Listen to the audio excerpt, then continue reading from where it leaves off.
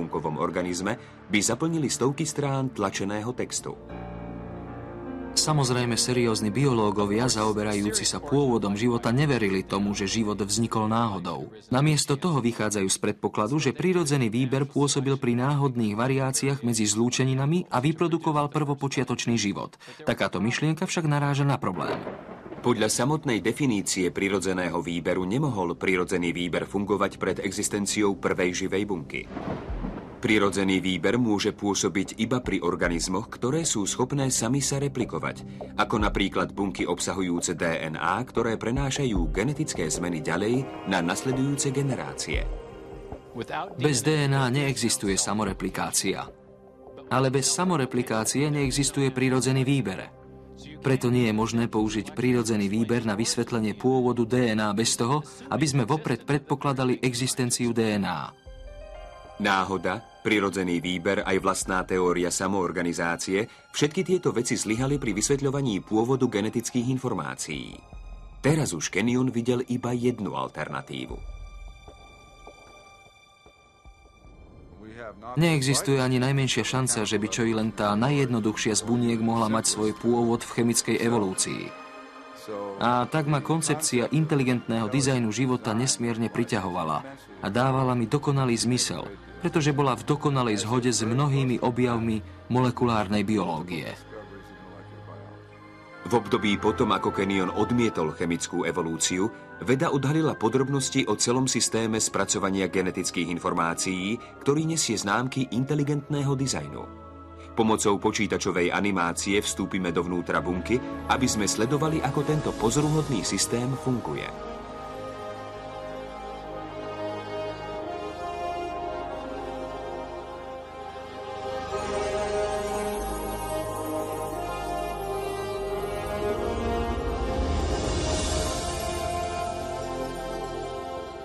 Po vstupe do srdca bunky vidíme priliehavo spletené vlákna DNA, skladišťa pre inštrukcie potrebné na vybudovanie každej bielkoviny v organizme. V procese známom ako prepis alebo transkripcia najprv molekulárny stroj rozpletie úsek špirály DNA, aby odkryl genetické inštrukcie potrebné na zostrojenie konkrétnej molekuly bielkoviny. Ďalší stroj potom kopíruje tieto inštrukcie, čím sa vytvorí molekula známa pod názvom informačná alebo mediátorová RNA.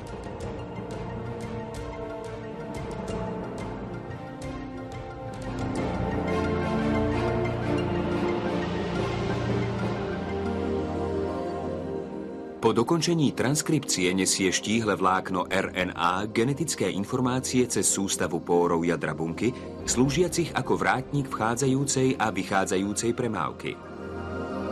Vlákno informačnej RNA je potom nasmerované do dvojdieľnej molekulárnej továrne nazývanej ribozóm.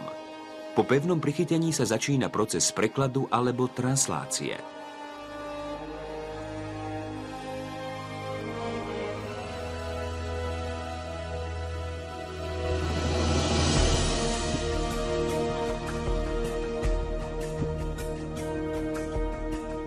Vo vnútri ribozómu buduje molekulárna továrenská linka špecificky usporiadaný reťazec aminokyselín.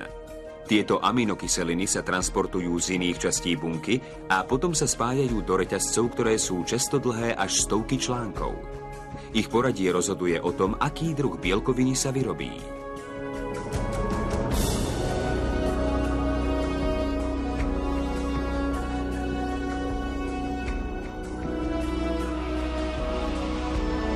Po dokončení translácie sa reťazec presunie z ribozómu do stroja v tvare suda, ktorý ho pomáha poskladať do presného tvaru, ktorý je životne dôležitý pre jeho fungovanie.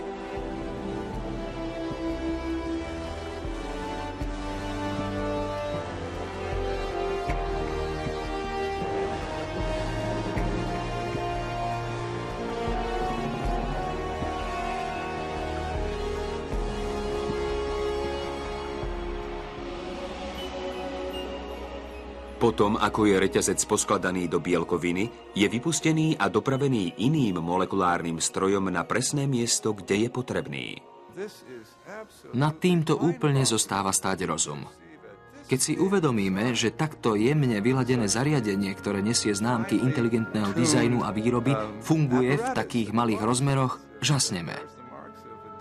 A k tomu všetkému máme ešte k dispozícii detaily úžasne zložitej molekulárnej ríše spracovávania genetických informácií. A práve táto nová oblasť molekulárnej genetiky je tým, v čom vidíme najpresvedčivejší dôkaz dizajnu na Zemi.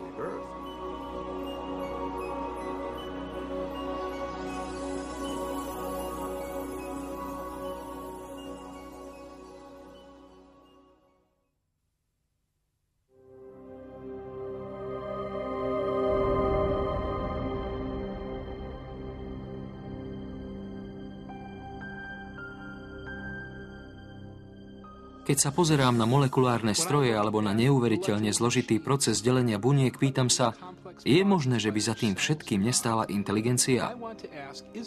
Že by pre túto štruktúru neexistoval plán alebo zámer? Veda by mala hľadať pravdu o svete. Nemali by sme mať predsudky o tom, čo by pravdou mohlo byť. Nemali by sme hovoriť, nepáči sa mi tamto vysvetlenie a tak ho odsuniem. Keď sa v prírode stretneme s neobjasneným javom, radšej by sme mali hľadať všetky možné príčinné súvislosti, ktoré by ho mohli vysvetliť.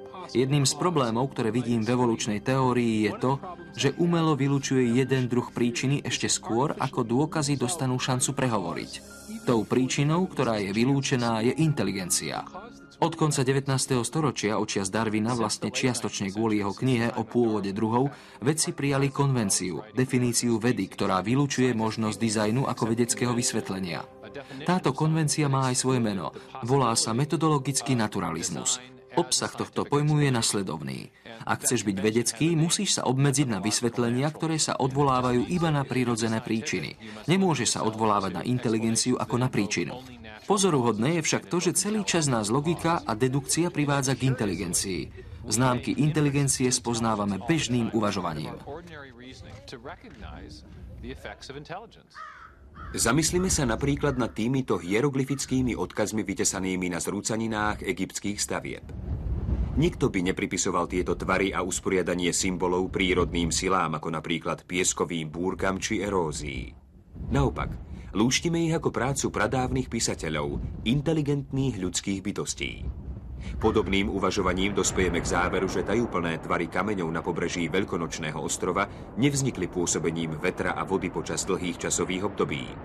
Rovnako nepredpokladáme, že rastliny by mohli narásť do týchto nám známych tvarov bez zásahu inteligentnej bytosti. Je prirodzené, že prichádzame k takýmto záverom a vieme, že sú správne. Otázkou však zostáva to, na základe čoho takto dedukujeme. Ktoré sú tie vlastnosti či rysy, ktoré nám umožňujú rozpoznať inteligenciu? Matematik William Dembski nedávno vo svojej knihe Rozpoznávanie dizajnu urobil veľký krok vpred vo veci rozpoznávania dizajnu. Dembski identifikoval konkrétne rysy ľudských výtvorov, vďaka ktorým vieme rozpoznať predchádzajúcu činnosť inteligencie. Skúmal som spôsob, akým prichádzame k záveru, že niečo je alebo nie je výtvorom inteligencie. Aké logické kroky používame na to, aby sme prišli k záveru o dizajne?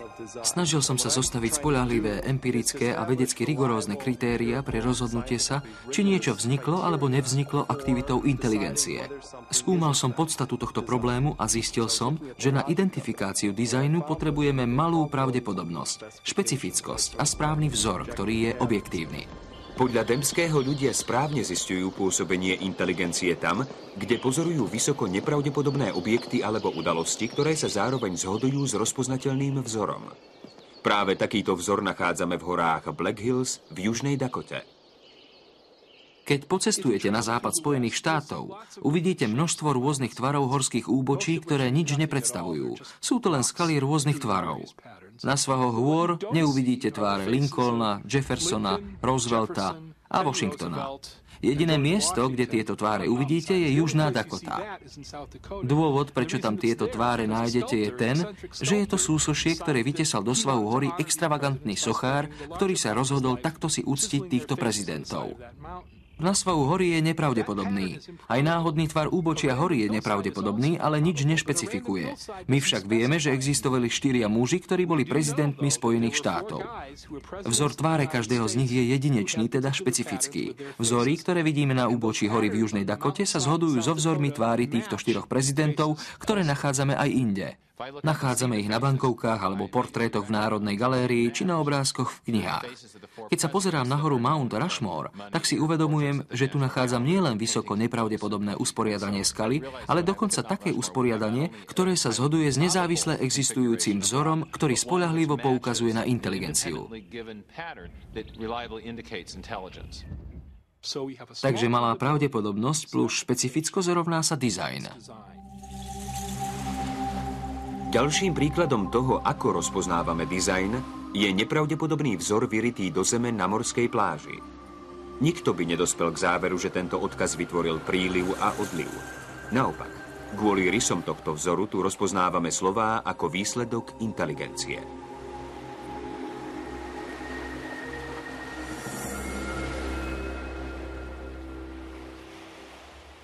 Toto nepravdepodobné usporiadanie zodpovedá aj nezávisle existujúcemu vzoru, menovite tvarom písmen, ktoré poznáme z abecedy, a slovám, ktoré poznáme zo slovnej zásoby. Máme tu naraz nepravdepodobnosť usporiadania a zhodu s nezávisle existujúcim vzorom, a to v nás spúšťa vedomie dizajnu. Tento príklad ukazuje, že kritériá Williama Dembského pre rozpoznanie dizajnu, malá pravdepodobnosť a špecifickosť, sú v zásade ekvivalentné informácii. Takému druhu informácie, ktorá sa nachádza nielen v obrazoch, písanom texte, postupnostiach číslic, ale aj v tej, ktorá je zakódovaná v softvéri a rádiových signáloch. Schopnosť rozpoznať informáciu v elektromagnetickom vysielaní umožnila unikátne hľadanie inteligencie. Astronómovia zapojení v programe Hľadanie mimozemskej inteligencie, SETI, monitorujú rádiové signály z vesmíru už viac ako 30 rokov a pokúšajú sa nájsť vzory nesúce informácie. Teleskopické antény zatiaľ zachytili iba šum alebo jednoduché opakujúce sa signály prirodzene vyžiarené hviezdami, galaxiami a inými nebeskými telesami. Ale astronómovia vedia, že ak by identifikovali signál nesúci informáciu, potvrdilo by to existenciu inteligentného života mimo planéty Zem. Niektorí výskumníci špekulovali, že možno sa nejaká mimozemská civilizácia pokúsila komunikovať s nami pomocou vysielania správ v nejakom univerzálnom matematickom jazyku, možno prostredníctvom rozpoznateľných vzorov, ako sú postupnosti prvočísel.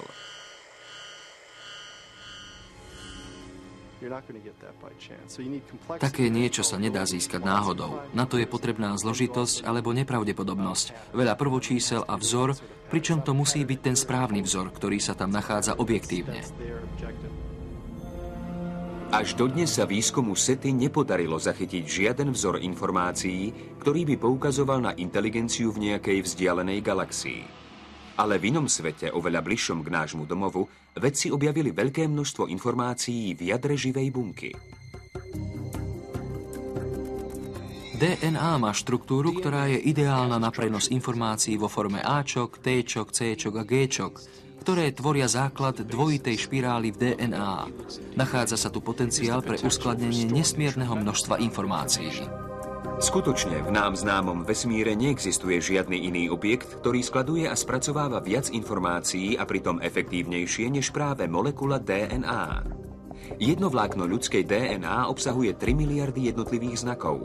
Analýzy kódujúcich oblastí u molekuly DNA ukazujú, že jej chemické znaky majú špecifické usporiadanie, ktoré im dovoľuje vyjadrovať detailné inštrukcie alebo informácie rovnako, ako je to v prípade písmen v zmysluplnej vete, alebo v prípade binárnych číslic v počítačovom programe.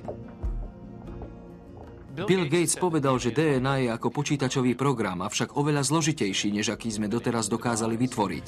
Ak sa nad tým na chvíľku zamyslíte, zistíte, že to je veľavravný postreh. Nakoľko vieme, že Bill Gates nezamestnáva vietor a eróziu ani generátory náhodných čísel na to, aby vytvárali softvér, ale zamestnáva inteligentných softvérových inžinierov. A to všetko, čo zo skúseností vieme, poukazuje na to, že systémy bohaté na informácie vznikajú následkom aktivity inteligencie. Ako sa teraz postavíme k tomu, že v ríši života, v každej jednej živej bunke každého žijúceho organizmu existujú informácie? Filozof a vedec Stephen Meyer